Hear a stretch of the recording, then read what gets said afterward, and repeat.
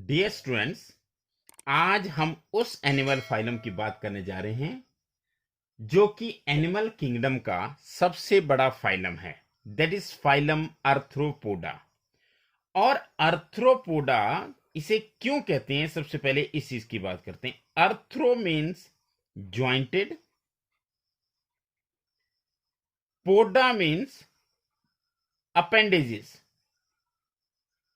क्योंकि इसमें jointed appendages होते हैं, इसके जितने भी एनिमल्स होते हैं उनके अपेंडेजेस ज्वाइंटेड होते हैं, इसलिए इस फाइलम को कहा जाता है आर्थ्रोपोडा।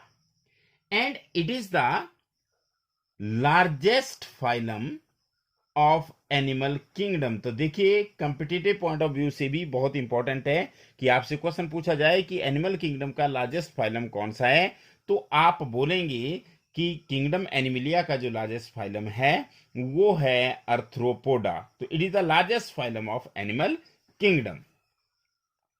अब अगर हम बात करते हैं इसके कैरेक्टरिस्टिक फीचर्स की, तो इसमें सबसे पहले हम बात करेंगे लेवल ऑफ ऑर्गेनाइजेशन की।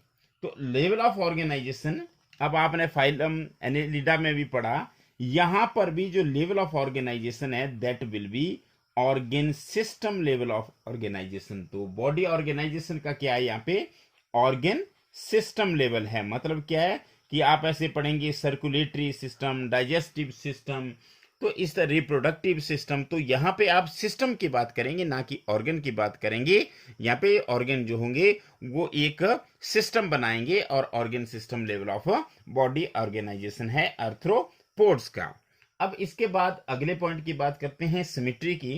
तो अगर हम सिमेट्री की बात करें तो यहां पर भी सिमेट्री कौन सी होगी, symmetry is by lateral. Bilateral का आपको बार बार मैं बता रहा हूं कि अगर पर्टिकुलर प्लेन से सेंट्रल एक्सिस के थ्रू आप बॉडी को कट करेंगे तो ही वो दो बराबर हिस्सों में बंटेगी, हर किसी प्लेन से नहीं। केवल किसी एक पर्टिकुलर प्लेन से जब बॉडी दो बराबर हिस्सों में, दो आइडेंटिकल हाफ्स में डिवाइड होती है, तो उस सिमेट्री को कहते हैं बाइलेटरल सिमेट्री। अब अगर हम जर्म लेयर्स की बात करें तो यहां पे कंडीशन है ट्रिप्लोब्लास्टिक। अब आप समझ सकते हैं, क्योंकि ये वर्ड्स हम इतनी बार कर चुके हैं कि आपको पूरी तरह से आ गए होंगे। ट्रिप्लोब्लास्टिक का मतलब क्या हुआ कि इनमें तीन जर्म लेयर्स होती है, वेल डिफाइंड तीन जर्म लेयर्स। कौन कौन सी होती है, एक्टोडर्म होती है, मीजोडर्म होती है, और साथ में एंडोडर्म होती है। तो इनमें तीनों जर्म लेयर्स होती है, इसलिए जो कंडीशन है जर्म लेयर की वो कौन सी है, ट्रिप्लोब्लास्टिक। अब इसके अलावा हम बात करें तो यहां पर भी बॉडी सेगमेंटेड होती है, जैसे एनेलिड्स में होती है। हालांकि एनेलिड्स में नंबर ऑफ सेगमेंट्स ज्यादा होते हैं, पर यहां भी बॉडी कैसी होती है, सेगमेंटेड बॉडी होती है। मतलब बॉडी जो होती है वो सेगमेंट्स की बनी होती है। तो you can see the body is segmented. तो सेगमेंटेड बॉडी के लिए मैंने आपको फिर बताया कि हम एक टॉपिक करेंगे जिस टॉपिक का नाम होगा मेटामेरिज्म। तो मेटामेरिज्म, जैसे फाइलम एनेलिडा की बात है, तो यहां पर भी हम मेटामेरिज्म की बात करेंगे कि यहां पर भी मेटामेरिज्म होता है, द बॉडी इज सेगमेंटेड। और ये है coelomate. No, what do you mean by coelomate? Coelomate का मतलब होता है they have true coelom. True coelom का क्या मतलब हुआ, फिर से मैं आपको ट्रू सिलोम बता रहा हूं कि ट्रू सिलोम क्या होता है। When the coelom is lined by mesodermis then it is called as true coelom. तो यहाँ पे जो सिलोम होगा वो मेसोडर्मिस से लाइंड होगा, इसलिए ये एनिमल जो होते हैं दीज आर सिलोमेट एनिमल्स। तो सिलोमेट्स हैं। अब अगर हम इनके बात करें तो जैसे हमारे केस में बोनी एंडोस्केल्टन होता है, लेकिन इनका एक्सोस्केल्टन होता है। इनमें क्या होता है, एक्सोस्केल्टन। और एक्सोस्केल्टन जो होता है, एक्सो मतलब बाहर वाला, जो स्केल्टन होता है वो किस चीज का बना होता है, अगर हम इनके एक्सोस्केल्टन की बात करें तो ये बना होता है काइटिन का। तो they have chitinous type of exoskeleton. तो देखिए ये भी इंपॉर्टेंट है कि इनमें एंडोस्केल्टन नहीं होता, इनमें क्या होता है, एक्सोस्केल्टन। मतलब ये बाहर से हार्ड होते हैं, अंदर से हार्ड नहीं होते हैं। और जो हार्ड होते हैं वो किस वजह से होते हैं, वो काइटिन की वजह से होते हैं। अब इनकी बॉडी की अगर हम बात करें तो बॉडी में भी बहुत इंपॉर्टेंट पॉइंट है कि बॉडी इनकी कैसी होती है, जो अभी तक आपने नहीं पढ़ा। तो इनकी बॉडी के तीन हिस्से होते हैं। वो कौन कौन से तीन हिस्से होते हैं, इनकी बॉडी में होगा हेड, और साथ में होगा थोरैक्स और एक होगा एब्डोमेन। तो ये बहुत इंपॉर्टेंट है। जैसे अगर हम बात करें, ये देखिए किस तरह की होती है जो हेड, थोरैक्स और एब्डोमेन है, वो मैं आपको यहां पर दिखा रहा हूं। देखिए, ये मान लिया जाए ये हेड है, ये सपोज करें ये थोरैक्स है, और इसके बाद ये क्या होगा, ये एब्डोमेन होगा। तो इनकी बॉडी में हेड होगा, थोरैक्स होगा और एब्डोमेन होगा, और आपको पता है कि ये सेगमेंटेड होंगे। तो ये भी आर्थ्रोपोड्स का एक यूनिक कैरेक्टरिस्टिक है, that the body is divisible into, that is body is consisted in of head, thorax and abdomen. और मैंने आपको बताया कि अर्थ्रोस जो टर्म ली गई है, अर्थ्रोस का मतलब होता है ज्वाइंट बेसिकली। तो अर्थ्रोपोडा मतलब ज्वाइंटेड अपेंडेजेस होते हैं इनके। अब हम बात करते हैं इनके रेस्पिरेटरी ऑर्गन्स की। तो अगर हम रेस्पिरेटरी ऑर्गन्स की बात करें कि इनमें रेस्पिरेशन के लिए जैसे हमारे पास लंग्स होते हैं, तो अर्थ्रोपोड्स के रेस्पिरेटरी ऑर्गन्स कौन से होते हैं? तो इनके पास जो रेस्पिरेटरी ऑर्गन्स होते हैं वो गिल्स भी होते हैं। Gills are the respiratory organs, even book gills are there. तो आप बड़ी क्लासेस में पढ़ेंगे कि बुक गिल्स क्या होते हैं, लेकिन यहां पर आप केवल इतना पढ़ेंगे कि इनके जो रेस्पिरेटरी ऑर्गन्स होते हैं वो या तो गिल्स होते हैं या बुक गिल्स होते हैं। Even book lungs are there, book lungs are there, and you know there are tracheal, there is a tracheal system. ये आप छोटी क्लासों में भी पढ़ चुके हैं कि इंसेक्ट्स में जो रेस्पिरेटरी ऑर्गन होते हैं वो कौन से होते हैं? ट्रेकियल ट्यूब्स होती हैं, ट्रेकियल सिस्टम होता है। तो रेस्पिरेटरी ऑर्गन की बात, जहां तक बात है अर्थ्रोपोड्स की, क्योंकि अर्थ्रोपोडा बहुत ही बड़ा फाइलम है, और अगर हम बात करें तो कितना बड़ा है, जो 2/3 ऑफ नेम्ड स्पीसीज है वो कौन से हैं? 2/3 of the named species are arthropod. तो समझ लीजिए कि अगर 3 आपको कोई एनिमल मिलते हैं तो ये जिनको नाम दिए गए, तो उनमें से 2 तो क्या होंगे, 2 अर्थ्रोपोडा से होंगे, बाकी एक जो है बाकी फाइलम से हो सकते हैं। Named species are arthropod. तो दिस इज वेरी इंपॉर्टेंट कि अर्थ्रोपोड जो होते हैं वो बहुत ज्यादा होते हैं, और आप जब भी आपको एनिमल्स मिलते हैं तो अर्थ्रोपोड्स होने के चांसेस जो होते हैं वो बहुत ज्यादा होते हैं, because 2/3 over 2/3, not 2/3, over 2/3 of all named species on the earth are arthropods। तो मैंने बोला कि इनके जो रेस्पिरेटरी ऑर्गन्स हैं वो गिल्स हैं, बुक गिल्स हैं, बुक लंग्स हैं, एंड ट्रेकियल सिस्टम है। अब अगर हम बात करें सर्कुलेटरी सिस्टम की, देखिए सर्कुलेटरी सिस्टम फिर से बहुत इंपॉर्टेंट है। अगर हम सर्कुलेटरी सिस्टम की बात कर रहे थे एनेलिड्स में, तो वहां पे सर्कुलेटरी सिस्टम कैसा था? वहां पे सर्कुलेटरी सिस्टम था क्लोज्ड। क्लोज्ड का मतलब कि ब्लड बह रहा था ब्लड वेसल्स में, और उन ब्लड वेसल्स को या तो आर्टरीज बोलते हैं या वेन्स बोलते हैं या कैपिलरीज बोलते हैं। यहां पर जो सर्कुलेटरी सिस्टम है ये it is open, this is very important. यहां पे सर्कुलेटरी सिस्टम कैसा होगा? It is open type. Open type का क्या मतलब हुआ कि जो ब्लड है वो ओपन स्पेसिस में फ्लो करेगा, ना कि ब्लड वेसल्स में फ्लो करेगा। तो this is one of the most characteristic feature of phylum Arthropoda, that they have open type of circulatory system. अब अगर सेंस ऑर्गन्स की बात करें कि सेंस ऑर्गन्स कौन से होते हैं इनमें, तो सेंस ऑर्गन के लिए यहां बहुत ही इंपॉर्टेंट और नई चीजें आपको मिलेगी। तो सेंस ऑर्गन्स जो होते हैं यहाँ पे एंटेनी होते हैं।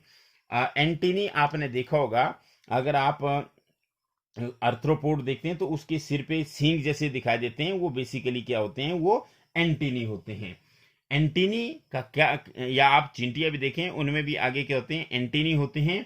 तो जो एंटेनी होते हैं ये क्या होते हैं? ये एक किस्म के सेंसरी ऑर्गन होते हैं। और यहां पर जो eyes are also sensory organ, जैसे हमारी आईज भी सेंसरी ऑर्गन होती है, इनकी भी होती है। तो आईज यहाँ पे कंपाउंड भी हो सकती है और simple eyes are also there. तो ये भी हम बात करेंगे कि कंपाउंड आइज क्या होती है, सिंपल आइज क्या होती है, लेकिन वो अलग से टॉपिक में डिस्कस करेंगे जब हम डिटेल में किसी एनिमल को स्टडी करेंगे। लेकिन यहां पर आपको ये पता होना चाहिए कि इनके जो सेंसरी ऑर्गन्स हैं, एक तो एंटीनी है, दूसरे कौन से आगे हमारे पास? आइज। एंड आइज में बी सिंपल और they are compound, you can say compound and simple eyes are there.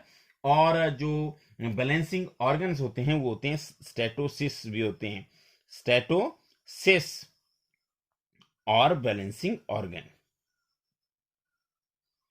तो ये इनके सेंसरी ऑर्गन्स हैं। कौन कौन से बताए मैंने आपको सेंसरी ऑर्गन्स की? अगर हम बात करें तो सेंसरी ऑर्गन में एंटीनी, एंटीनी के अलावा ice, compound and simple, statocyst और बैलेंसिंग ऑर्गन। अब अगर हम एक्सक्रीशंस की बात करें, एक्सक्रीशन का मतलब हुआ कि जो वेस्ट रिमूवल का सिस्टम है, तो ये बहुत ही इंपॉर्टेंट और नई टर्म आप सीख रहे हैं। जैसे आपने प्लेटिहेल्मिन्थेस में बात की, फ्लेम सेल्स की, एस्केल्मिन्थेस में बात की आपने एक्सक्रीटरी ट्यूब की, और अर्थ्रोपोड एनालीड्स में आपने बात की नेफ्रिडिया की। यहां पर जो एक्सक्रीटरी ऑर्गन है, जो एक्सक्रीशन है या एक्सक्रीटरी ऑर्गन्स है, वो है Malpighian tubule. This is very important. तो एक्सक्रीटरी ऑर्गन्स कौन से यहाँ पे? इन्हें कहते हैं Malpighian tubule. Now this Malpighian tubule की अगर हम बात करें तो ये मेलपीजियन टिब्यूल क्या काम करते हैं? ये एक्सक्रीशन का काम करते हैं। तो देखिए किस तरह से अगर आपने किसी एक फाइलम को दूसरे फाइलम से डिफ्रेंशिएट करना हो, तो वहां पे आप सबसे पहले बॉडी लेवल ऑर्गेनाइजेशन की बात करें, सिमेट्री की बात करें, जर्म लेयर्स की बात करें, बॉडी के कैरेक्टरिस्टिक फीचर की बात करें, स्केलेटन की बात करें, रेस्पिरेटरी ऑर्गन की बात करें, सर्कुलेटरी सिस्टम की बात करें, सेंस ऑर्गन की बात करें, सिलोम की बात करें, और एक्सक्रीटरी ऑर्गन या रिप्रोडक्शन की बात करें। तो अगर हम रिप्रोडक्शन की अगर हम इनकी बात करें तो ये डायोसियस होते हैं। अब डायोसियस का क्या मतलब होता है? डायोसियस का मतलब होता है कि male and female are separate. मतलब क्या होता है कि मेल भी होता है और फीमेल भी होता है। जैसे अर्थवॉर्म के केस में मैंने आपको बताया कि वो मोनोसियस होते हैं। मोनोसियस का मतलब होता है मेल अर्थवॉर्म और फीमेल अर्थवॉर्म नहीं हम बोलेंगे कि अर्थवॉर्म के अंदर मेल और फीमेल जो गैमेट्स होते हैं वो दोनों बनते हैं एक के अंदर। तो द कंडीशन इज मोनोसियस मतलब बाइसेक्सुअल। और यहाँ पे जो कंडीशन होगी वो होगी यूनिसेक्सुअल। यूनिसेक्सुअल का मतलब या तो उसकी बॉडी के अंदर मेल गैमेट बनेंगे या फीमेल गैमेट बनेंगे।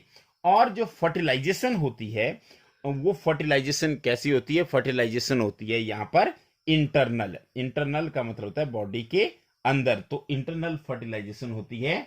और ये कैसे होते हैं? ओवी पेरस। अब ओवी पेरस का क्या मतलब हुआ? ओवी पेरस का मतलब होता है कि ये एग्स देते हैं, एग लेइंग होते हैं। तो that's why these are called as oviparous. और डेवलपमेंट की अगर हम बात करें तो यहां पे डेवलपमेंट जो है वो डेवलपमेंट डायरेक्ट भी हो सकती है और कैसी हो सकती है? इनडायरेक्ट भी हो सकती है।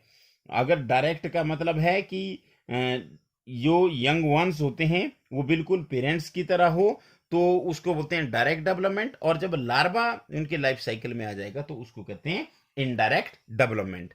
अब अगर हम इनके एग्जाम्पल की बात करें तो मैं आपको इनके एग्जाम्पल अब देने जा रहा हूं कि एग्जाम्पल्स कौन से होते हैं इनके। तो सबसे पहले देखिए ये हमारे लिए यूजफुल भी हो सकते हैं। तो इकोनॉमिकली यूजफुल, सबसे पहले हम वो एग्जांपल लेते हैं। इकोनॉमिकली यूजफुल अर्थ्रोपोड, वो कौन कौन से हुए इकोनॉमिकली यूजफुल अर्थ्रोपोड में? आप सभी जानते हैं कि हमें हनी मिलता है। तो हनी मिलता है हमें एपिस से, और एपिस का मतलब होता है हनी बी। तो देखिए हनी जो है हमें एपिस से मिलता है। जैसे एपिस इंडिका है, एपिस सिराना है, एपिस मेलिफेरा है, एपिस डॉर्सेटा, ये आप बाद में पढ़ेंगे। लेकिन यहां पे आपको होता है कि जो जीनस है वो है एपिस, और एपिस का मतलब हुआ हनी बी। अब इसके अलावा आप देखेंगे कि हमें सिल्क भी मिलता है। तो जो सिल्क मिलता है वो बम्बेक्स से मिलता है हमारे को। और बम्बेक्स का मतलब हुआ सिल्क वर्म। तो सिल्क वर्म भी एक किस्म का अर्थ्रोपोड है। It is a economically useful arthropod. अब लैक, आपने देखा होगा सील लगाते हैं, पेपरों को बंद करते हैं, उसमें एक सील लगी होती है। वो रेड कलर का जो सब्सटेंस होता है वो लैक होता है। तो वो भी हमें एक इंसेक्ट से मिलता है, और उस लैक का नाम उस इंसेक्ट का नाम होता है लेकिफर। वैसे लेकिफर लैका होता है, पर मैंने यहाँ पे जीनस लिखा तो लेकिफर होता है, और उससे हमें क्या मिलती है? लैक इंसेक्ट होता है। तो इस तरह से देखिए, हमने जो इकोनॉमिकली यूजफुल हमारे पास इंसेक्ट्स थे उनमें एपिस, आपको होता है एपिस से हनी नहीं मिलता, बहुत अच्छा पॉलिनेटर भी होते हैं ये। सिल्क वर्म से, बम्बेक्स जिसे कहते हैं वो सिल्क वर्म है। और इसके अलावा अगर आप देखें तो लैक इंसेक्ट जो होता है वो लैकीफर होता है। अब कुछ ऐसे होते हैं जो क्या करते हैं, जो बीमारियों के कैरियर होते हैं। मतलब क्या करते हैं, जैसे मॉस्किटो क्या करता है, वो प्लाज्मोडियम को ले जाता है। तो वेक्टर्स की अगर हम बात करें तो वेक्टर्स जो होते हैं वो मैक्सिमम यहाँ पर भी मॉस्किटो होते हैं, पर वेक्टर्स बीमारी फैलाने वाले, देखिए बीमारी का कारण कुछ और होता है। तो जो रोगाणुओं को ले जाते हैं, उन्हें ले जाने के लिए जो ऑर्गेनिज्म यूज होते हैं उन्हें कहते हैं वेक्टर्स। और वेक्टर में अगर हम बात करें तो मॉस्किटोज होते हैं, पर यहां भी आप 3 टाइप के मॉस्किटो की बात करें। एक तो एनोफिलिस, आपने नाम सुना होगा। दूसरा क्यूलेक्स, भी आपने नाम सुना हुआ है। और इसके अलावा एडिस, AEDES। तो ये 3 मॉस्किटोज के टाइप है, एनोफिलिस, क्यूलेक्स एंड एडिस। और ये तीनों क्या होते हैं, ये वेक्टर्स होते हैं। और ये कौन सी बीमारियां फैलाते हैं इसको भी हम अलग से डिस्कस करेंगे। लेकिन यहां पर हमें कि कुछ आर्थ्रोपोड्स होते हैं, they act as vectors. And for vectors you can see the mosquitoes are vectors, and there are 3 types of mosquitoes, Anopheles, Culex as well as Aedes। अब हम बात करते हैं ग्रीगेरियस। आजकल एक न्यूज़ बहुत कोरोना के अलावा एक, जैसे आप दूसरे सोशल मीडिया पे भी सुन रहे थे कि एक तरफ कोरोना है, दूसरी तरफ टीडी आ गया। तो जो टीडी है वो क्या है, बेसिकली वो है एक ग्रीगेरियस। ग्रीगेरियस मतलब बहुत बड़े बड़े ग्रुप में रहते हैं। ग्रीगेरियस जो इंसेक्ट्स होते हैं, GREGARIOS, मतलब ग्रुप में जो रहते हैं, ग्रीगेरियस पेस्ट। तो ग्रीगेरियस पेस्ट बेसिकली, देखिए पेस्ट क्या होता है, एक पेस्ट होता है, एक इंसेक्ट होता है। तो ऐसा इंसेक्ट जो इकोनॉमिकली थ्रेशोल्ड लेवल से ज्यादा हमें नुकसान पहुंचा दें, उस ऑर्गेनिज्म को क्या कहते हैं, उसको कहते हैं पेस्ट। तो जो ग्रीगेरियस पेस्ट होते हैं यहां पर, वो होते हैं लोकस्टा। लोकस्टा, जिसे हम इसमें कॉमन नाम उसका लोकस्ट है।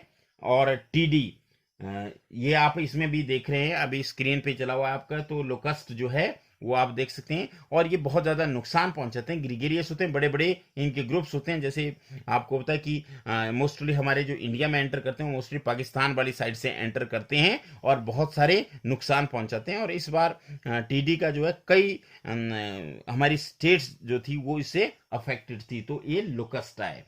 अब इसके अलावा लिविंग फॉसिल, लिविंग फॉसिल कौन सा है, वो है किंग क्रैब। देखिए लिमुलस, लिमुलस क्या है, किंग क्रैब है। और ये जो किंग क्रैब है, ये या मैं यहां अलग से आपके लिए इसको अलग से लिख रहा हूं कि जो लिविंग फॉसिल है वो कौन सा है। लिविंग फॉसिल हमारे पास है लिमुलस। और लिमुलस जो कि आपकी स्क्रीन पर भी है, लिमुलस, इसको आप देख सकते हैं, ये है किंग क्रैब। तो ये एक लिविंग फॉसिल है। इसके अलावा आप अपनी स्क्रीन पे अभी जो एग्जांपल देख रहे हैं वो स्कॉर्पियन है। स्कॉर्पियन आपको पता है इसमें स्टिंग होती है, ये भी आर्थ्रोपोड में आता है। प्रॉन, प्रॉन जिसे झींगा मछली भी कहते हैं, सी फूड भी है, लोग इसको बड़े चाव से खाते हैं। ये भी एक आर्थ्रोपोड है। इसके अलावा आप अपनी स्क्रीन में एक और आर्थ्रोपोड देख रहे हैं जो क्लास इंसेक्टा से बहुत ही सुंदर होता है, वो है butterfly.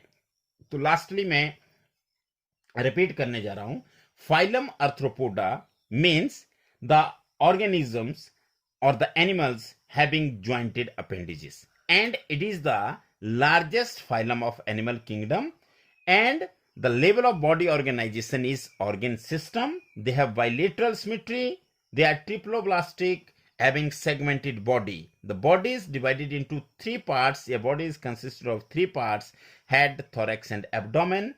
They are coelomates, and their exoskeleton is made up of chitin, that is they have chitinous exoskeleton. Now the respiratory organs in case of this phylum Arthropoda are gills, book lungs, and tracheal system. Now, in spite of these characteristic feature, they have open type of circulatory system, that is the blood, which is also called as hemocoel. In the case of arthropods, it is open type. And the antennae, eyes, compound of simple statocyst or the balancing organs are sensory organ of arthropods. Malpighian tubules are the excretory organs. And in sexual reproduction, you can say male and females are separate, that is the condition is dioecious, and most of them they are, or you can say mostly they are oviparous, means they lay egg. Development may be direct, in some cases it is direct, and in other cases it is indirect, that it involves the larval stage. And you know that about over two-thirds of the named species are arthropods, and among these arthropods economically useful are Apis, Bombyx, and Laccifer. Apis means honeybee, Bombyx means silkworm, and Laccifer means lac insect. And some of them, they act as vectors of the diseases, and these are mosquitoes, namely Anopheles, Culex, and Aedes. There is a gregarious pest, that is Locusta. Locusta means locust, or you can say TD in Hindi. Now, living fossil, Limulus or king crab is the living fossil.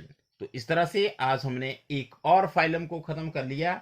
अब हमारे पास जो invertebrates है उसके केवल दो ही phylum बचते हैं, एक फाइलम मोलस्का और एक फाइलम एकाइनोडर्मेटा.